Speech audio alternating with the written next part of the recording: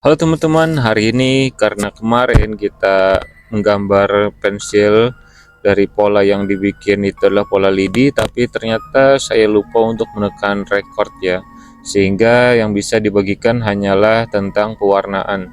Nah, hari ini kita akan mengawali dengan pewarnaan dasar, yakni warna kulit.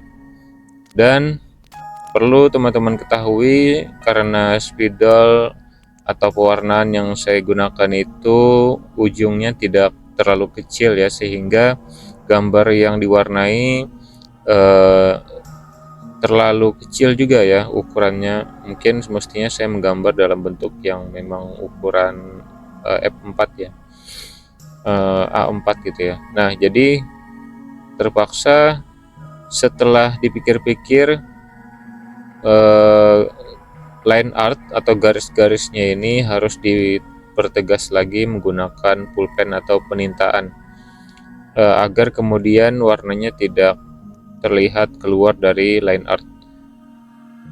Dan inilah akhirnya menjadi bagian atau tahap berikutnya dari yang niat awalnya adalah hanya mewarnai garis-garis pensil.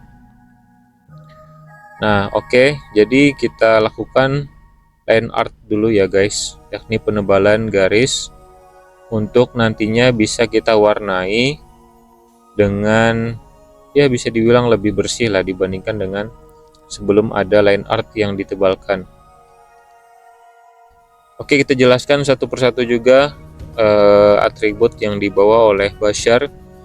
Seperti gambar sebelumnya, dengan kostum yang sama juga, dia memakai pakaian ala-ala tradisional begitu ya guys. Akan tetapi tentang kain ya guys, itu dibikin dengan alat jahit yang itu untuk membuat kain itu guys. Nanti ada di episode tertentu lah kita kasih lihat bagaimana mekanisme yang berjalan di dunia artis. Nah, jadi tidak sedikit ya, tapi banyak sekali saya itu terinspirasi dari komik Naruto yang di dalamnya itu mengadaptasi cerita ninja yang berjalan di, katakanlah di kehidupan Jepang ya, tapi ini kan mungkin di cerita Naruto itu desa Konoha ya. Dia sudah berkembang ke tahap ninja yang tidak lagi terlalu tradisional, tapi masih membawa unsur-unsur tradisi ninja yang sangat kental ya guys. Nah, kembali ke cerita Bashar ini bukan cerita tentang ninja-ninjaan, lebih kepada keinginan seorang pemuda untuk, ya mirip-mirip lah seperti Naruto menjadi Hokage, tapi dia lebih kepada ingin menjadi seseorang yang bijaksana, yang kalau sampai ke level bijaksana tersebut dia layak untuk menjadi pemimpin. Nah, jadi seperti itu. Nah, lanjut ke masalah atributnya.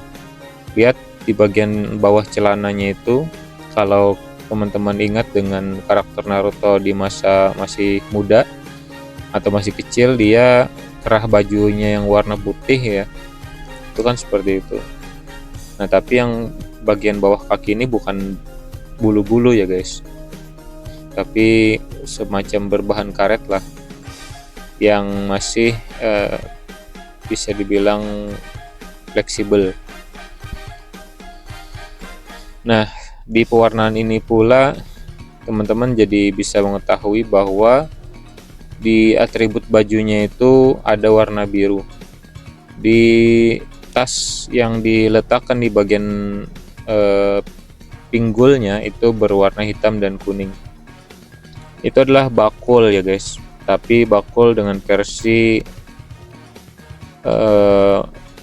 bulat atau lingkaran tabung, dan cara membawanya adalah dengan dipasang di pinggang dan posisi berada di bagian belakang panggul.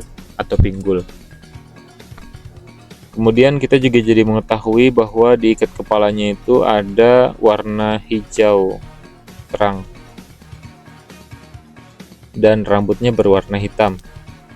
Kemudian simbol di bagian pinggangnya itu adalah hitam dan putih, seperti kain yang terlilit satu kali ya guys.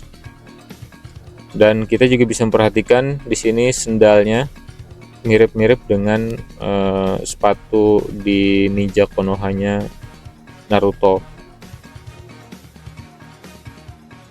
Untuk warna sendalnya itu nanti kita tentukan lagi guys.